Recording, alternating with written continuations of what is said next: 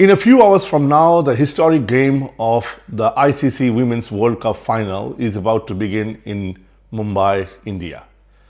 The host nation India is taking on South Africa, and this is a final which is to decide the first time ever winner of the Women's World Cup, because both teams have never won a World Cup. Yes, we had some massive games in the semi-finals. I'll tell you not only from India's perspective, also from South Africa's perspective. South Africa had a massive roller coaster of a ride throughout the tournament. South Africa played in the semi-finals, they played England. It's the same England that actually bundled them out during the league match for only 69 runs. It was a one-sided game and was over in minutes. India were playing against Australia, who actually had already won their league game, Australia. And Australia won the league game against India by chasing the highest run ever in the history of World Cups, which was 331 runs. So basically India were playing against the odds and South Africa were playing against the odds. The thing about South Africa is they had two very big losses in this tournament, which pretty much nobody else had as bad as that. They got bundled out against England and kind of were a no match, one-sided landslide victory for England. And they also lost a big margin game against Australia. They got bundled out for 97 runs. So they couldn't even score 100 runs. And Alana King took 7 wickets in that game. But the games in between that, they had some good wins, especially the one against India. D. Clark came up with a massive batting down the line, display, and they chased down India's good total to win the game. They had other games against the South Asian countries, so they were scoring runs and not scoring runs. You can argue they were scoring runs against relatively weaker team, but again, the game against India will be their moral boost in the finals. The reason being, one, they are on the rise. They have come up with a massive win against India in their league matches. They had come up with an equally strong win against England in the semi-final match. And in the semi-final match, the innings that the captain played, Ulvart, 169 runs is a massive innings to play in such a pressure game. And if you have watched the game, you will realize wickets kept on falling on the other side. So Ulvart has the capability of taking the pressure, taking the responsibility, and carrying an innings forward. So they took the score beyond the 300 mark when it was probably seemingly looking like impossible in a way. But it did happen. So for India, this is something that they have to keep in mind. How are they going to bowl to Ulvart, who is in good form? She's the highest run getter at the moment. It's a good combination. It's a good combat coming up. The highest run getter playing against the highest wicket taker. Dipti Sharma is all set to win the highest wicket taking, unless somebody takes ridiculously more wickets or Sri Charani takes a lot of wickets, etc. At the moment, Dipti Sharma has taken 17 wickets to be jointly leading the chart. But Annabel Sutherland, who also took 17 wickets, is now out of the tournament. So Dipti has a chance. Even if she takes 1 wicket in the finals, she will be on 18. Now, Sri Charani is on 13 wickets. If she takes a haul of 6 wickets, let's say, argument's sake, which is possible, why not? And then she can be the winner. So either way, it is India's two bowlers who are in the contention to win the highest wicket takers award. Coming back to how India should approach the game, before we get to that, first of all, congratulations to India having a massive win, and to be honest, it was an unexpected win. India were, I wouldn't say down and out, but India were really under pressure at the end of the first innings of that game in the semi-finals against Australia. Australia had a good, yes, they fell short by about 30-40 runs given how they were going.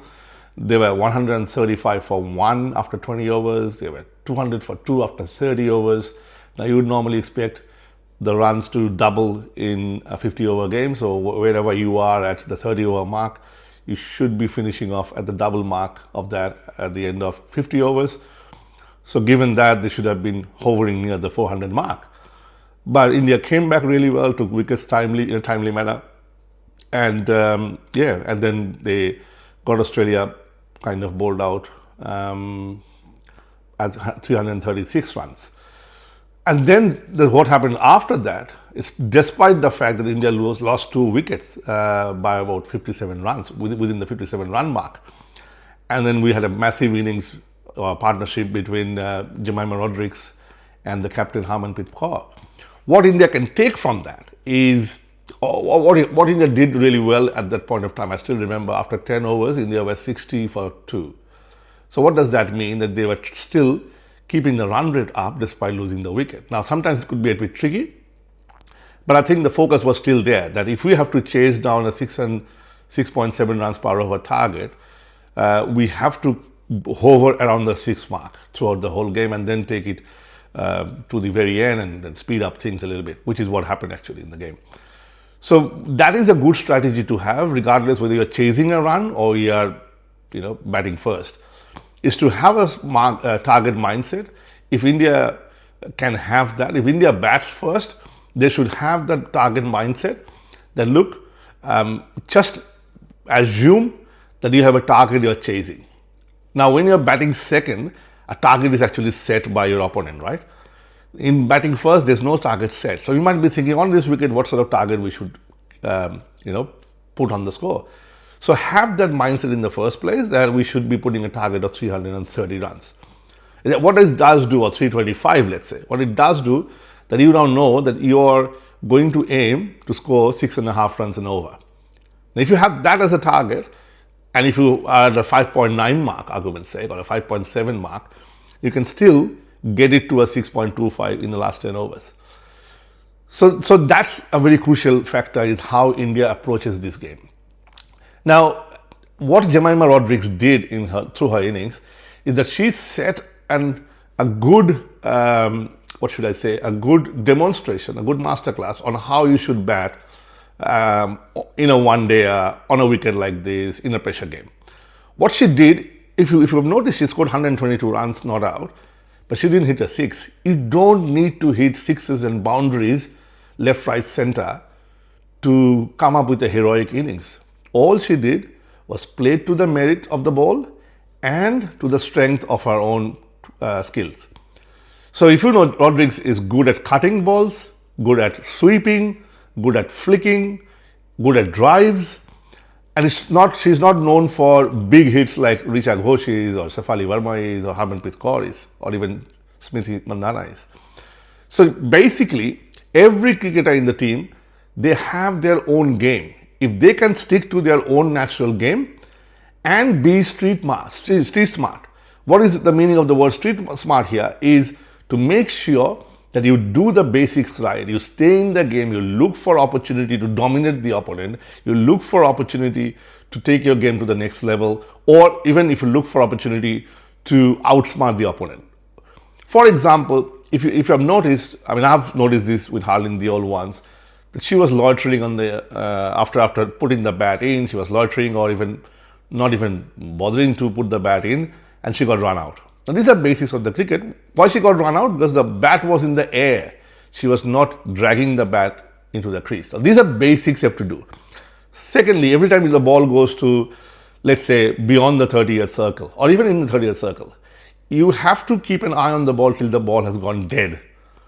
Now, sometimes you play a ball and you can see a fielder coming towards the ball, which potentially means it's a clear single run in store there. So you, as a batter or a run striker, have already made up your mind that, that's an easy single, we'll go for an easy single. And you can kind of stroll across or go in a soft pace running. But that will always be a single if you approach that run in that way. However, on the other side, what you could have done is run the first run really hard. When I say first run, the reason being, you have the mindset of taking a 2 out of it. I'm not saying you have to go and take a 2, but have the mindset, do everything that you need to do if it was a sure 2. Now, what happens then is when the fielder is running towards the ball and you are running really fast, And the fielder knows this is supposed to be a one run. But all of a sudden the fielder watches that you are running really hard and you are going, both of you means both the non-striker and the striker, they're both running so hard, tapping their bat just for the millisecond and then about to take a turn and go for the second run. Now that is where the mature understanding should be that look, we will call, and that's why call is so important, we will be ready for a second run, but call if it is a second run, or say yes if it is a second run and no if it is not a second run. Now that activity on the pitch, on the wicket, that creates pressure on the fielder who is fielding next to the boundaries or at the 50-yard mark or something. So as a result of that pressure, she might be taking her eyes off just to see, are they taking the second run? So that's a distraction she created on her. Actually you as a batter made it happen. You actually created the distraction for the fielder to lose focus on the ball that she is fielding and have one of her, in the corner of her eye, she's trying to look at what's happening there. So that millisecond of losing the track of the ball and looking up to watch what you are doing, she might miss the ball. There will be a fumble that can come up. And in that fumble, you can actually create that second run. So the bottom line was there was no two in the first place if you were running casually because no one is under pressure. Neither you are under pressure nor the fielder is under pressure. So everybody takes it easy. People make mistakes under stress. People make mistakes under pressure. And that's why when you're batting really well in the nets and you're not getting runs in the games, in the matches, purely because pressure. You need to know how to handle pressure. You need to know how to create pressure and handle pressure that's coming on you from the opponent. Let's go back to today's game. Now, if you look at South Africa, they had a roller coaster ride throughout the whole tournament. They had their highs and they had their really, really steaming lows. Now, if you think how South Africa handled this game, they won some crucial games and they won when it mattered. You have to play the game on the day. It doesn't matter how bad you played previously or how well you played previously. Now, even that is a lesson that India can take to the finals. That semi-final was a big game, was against one of the best teams in the world, arguably the best team in the world. Given their track record, given how they're playing this tournament, Australia has an envious track record, 7 World Cup winning team, and in this tournament they haven't lost a single game. So to beat that team, to chase down 336 runs, the highest ever in the history of the game, that was a massive, massive win.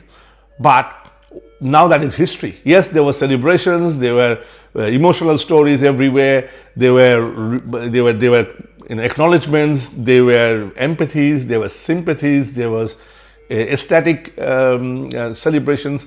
I understand all of that, but that's job is still undone. I mean, nobody will remember. Yes, they might remember it as a good match, but it doesn't add value when it comes to the history and the records. If South Africa wins today, all that effort, all that win, all that celebration will be a bit of a waste, because at the end of the day, you didn't win the World Cup, and that's what counts. This whole thing is about winning a World Cup. Now, in the finals, when India are bowling, let's say, so who are the people to watch out for in the South African team? In my opinion, the opening partnership. I think Ulva, who played a massive innings, a decisive innings, demonstrated the fact that she knows how to, obviously she is a leader of the side, she has that added responsibility to lead from the front, which she did. She's now the highest run getter of this World Cup for a reason. And the fact that she scored a massive 169 runs in such a pressure game when wickets kept on falling. There was a time when the score was 115 for 3, 115 for 3, South Africa against England. And there was a time when the score was also 200 odds for 5, etc. To take that score beyond the 300 mark, that 169 innings was massive.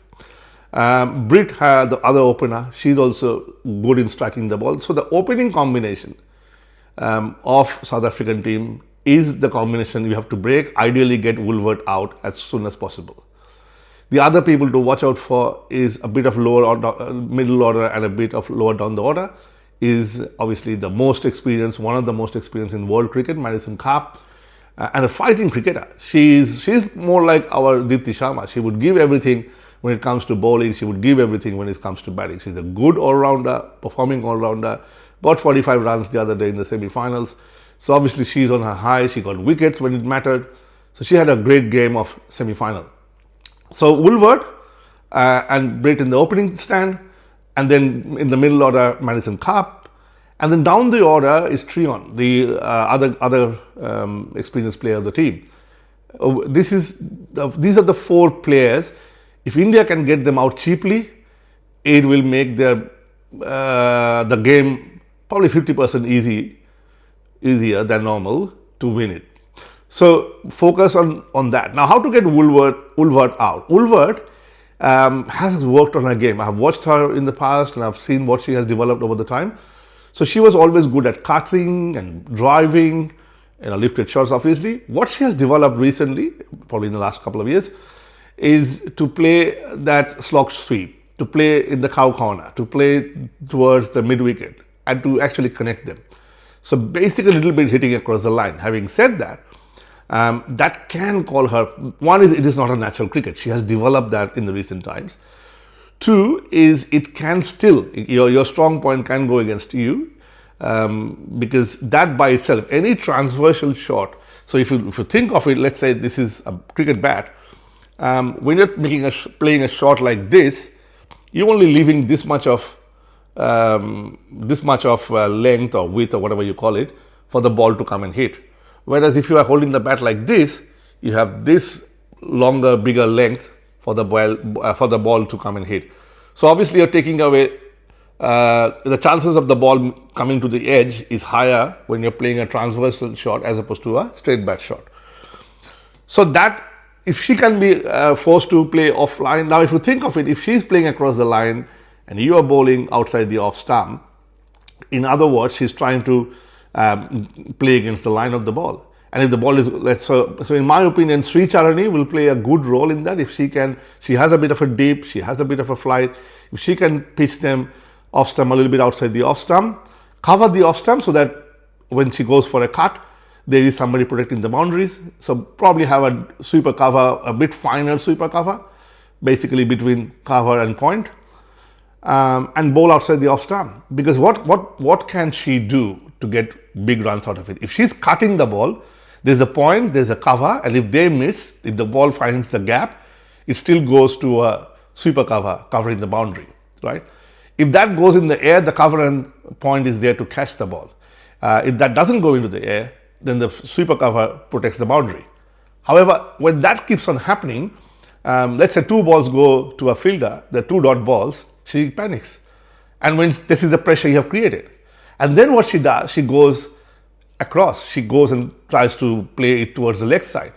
So if you have a mid wicket, that is a position for the ball not timing, the shot not timing. And if you have a deep mid wicket or a deep square leg, which is more towards mid wicket, so between the square leg and the mid wicket, that's sort of a deep fielder, then it can be a catch out there. So basically strategize, strangle one side and force the batter to go against the norm of the game. That's how it is. Every game is basically stop the batter to play her natural game and force her to try something new. Now she can go to a reverse sweep, she can go to play a ramp shot or blah, blah, blah. Basically, she would try something different because trying the conventional shot for that ball is not working for her. It's getting fielded at point or cover, or no boundaries coming, somebody at the deep is stopping that. So that's my strategy would be for Woolward. Obviously change your pace if the pacers are bowling. She's good if the ball comes onto the bat. So if you continuously play change of pace, which I think we have to focus on, Kranti can do that, Thakur can do that. So if you have that strategy to mix the pace and to strangle her, stop her the singles, etc., stop runs, she would succumb to that pressure. It is normal, it's logical. If she doesn't, then it's her day. Okay, and the same story goes for other batters as well. When you come to bat against the South Africans, make sure they are a good fielding side. Keep an eye on Madison Karp. how she changes the paces at times. She generally loves to bowl outside the off stump, sometimes leg cutters and a bit of outswing as well. But if you can cover it up, then you should be fine. Mlaba is another bowler to watch out for, left arm off spinner, so the ball leaves you. India is not very comfortable against left arm off spinners when the balls are leaving. So that's something that we have to work on. Again, don't play across the line, play with the spin as the pundits say. So if you stick to some simple cricket, when boundaries are not coming, not everybody can hit a boundary for everything. We're not expecting you to hit a boundary every ball, right? So if you can stay calm, wait for the bad ball. It is bound to come. They are humans. It is bound to come. And then, just keep the ball rolling. So if you say 15 balls, it's a 3 over, let's say the 3 overs, you only score, 5 singles each over, 4 singles each over. And then all of a sudden there'll be a boundary, there'll be a misfield, there'll be a 2. So all of a sudden, without too much of effort, if you have scored 4 runs and you have 2 more balls, you can come up with a dot ball or you might come up with a boundary. So 4 plus 4 makes it 8. 4 plus 2 would have made it 6. And 6 is okay. 6 runs and over takes you to 300. And a bit of a hitting at the very end, it can go to 6.5. So it's not a paradise lost if you're hovering around the 5 and 6 runs and over mark. Please understand that. Not every over has to be 10 runs and over, right? So it's a long game. So the best part of ODI is a long game. It gives you a lot of opportunity to come back. It gives you, if you can spend time in the first part, which I think, yes, we were getting a bit frustrated with Harmanpreet not scoring, trying to score singles. You can't play dead games. But again, she made it up. So and as a batter, your responsibility is to make sure that you can play your game the way you want, but at the end of the day, you should be answerable as to what was the outcome from it. Did it serve the cause of the team? And that's where it is very important that batters understand that if they have a low strike rate in the beginning of their innings, they need to finish it off with a good strike rate in the end. Now, I don't mind if they get out at 35. So let's say you are 5 out of 15 balls, he scored only 5 runs from 15 balls, and I'm not going to say anything till then. I will look at the score when you get out. If you got out at 35 playing 30 balls, fine. If you got out at 35 playing 55 balls, I'll have an issue with that. So I hope that makes sense. So anyway, all the best to Indian team. I think everyone, we should give some people go a little bit unnoticed. Dipti Sharma is one of the players that I love watching purely because of her contribution to the game and purely because the spirit that she has. She is a quiet, as they say, she is a silent assassin. She has the fire. She is not as extrovert as some of the others in the team, but she does the job for you. If you think of it, yes, there was a brilliant catch taken by Jemima Rodriguez or Beth Mooney in the semi-finals, but that catch was created from her bowling. She brought in that breakthrough, right? So this is where I'm coming from. With Dipti Sharma, if the team is trouble, she chips in with the bats, she chips in with the ball. Another player that I'm really ecstatic about is Amanjit Kaur. She brings in a sense of calm, yet the sense of fire. She couldn't care less. The attitude she has when she gets to the ground is the attitude that I hope everybody can have. The attitude that Amanjit brings on the ground is that regardless of the score, she knows what she has to do and is never a pressure. The best part is she would always get to the ground when India has lost a few wickets. So she is used to that fact. But there has been occasions when she has opened. For example, in the Bangladesh game, all of a sudden she was asked, you go and open, and she opened the innings. So she is a utility player. I hope that the team management uses her a bit strategically, and not like just because she's flexible, she shouldn't be fluttering over up and down the order. What the team management can give her the confidence that, look, generally this is how you are our finisher. In a way, you are our Rinku Singh or something. You are the finisher, whether it's a long innings to play. So Amanjit Kaur has the ability to play a long innings in terms of singles and boundaries, or a short, like a fiery innings of 20 runs of 10 balls sort of innings. So that is a good player. Plus, she is quick on the ground. She throws herself. She's a good fielder. And obviously, she can bowl. And she bowls reasonably decently, at a good pace as well. So this is one player for India to look after. Sri Charani could be the other one to look out for. If she can work a little bit on her batting, then we have a good player in terms of we can come up with another bowler, another all-rounder for the future. So there's a lot of good signs of Indian cricket. Richa Ghosh has already proven herself to be one of the prolific finishers of the game and a good, sensible head. So Indian women's cricket is in good shape at the moment, going towards more glories. This could be a new chapter. This World Cup win is very important for Indian women's cricket. If you go back and think of the first time India won the T20 World Cup, which was in the men's section, which was way back in 2007, it just revolutionized Indian cricket internally. We had the IPL coming up, and then we never had a chance to look back after that. So same here. This could be a crucial factor. There's a lot of other factors involved with cricket that will actually go upwards in terms of investments in the game, infrastructure development, in terms of up and coming new players. A lot of parents will see more future in the game in terms of financially or socially. So as a result of that, they will push their daughters to go and play the cricket a bit more than they ever did in the past. So all these factors will play a massive role. So all in all, cut long story short, India has a very strong chance, being the host side, being on the up after beating one of the best teams ever. And everybody looks to be in decent form. Shafali Verma, if she can chip in a little bit, at least 30 runs, then that should be fine. We are looking for an enthralling game of cricket coming up this afternoon rather. So all the best to Team India, and please stay calm. I know it's hard to do that. It's easier said than done, but stay calm, stay focused, know your role, know your part, have a strategy. Catches win matches. Don't miss the catches. Give your best on the field. It's one game and you have a bit of a gap after this. So if by any chances you get hurt, you can always come back. But this game will never come back, or at least not in the next 4 years. So all the best to Team India. Go for a win, go for a kill. You can do it. It's time to beat the South Africans again. When I say again, because you have done in the past, not in this tournament, but in the previous series. And look out for D. Clark in the end. Don't let D. Clark play the innings that she played during the tournament, during the earlier stage of the tournament. She's a dangerous player. She's a hitter. So change of pace would be another option for her. So please win this game and make us all proud. We are proud anyway, but make us all go ecstatic. Let us celebrate in a big way.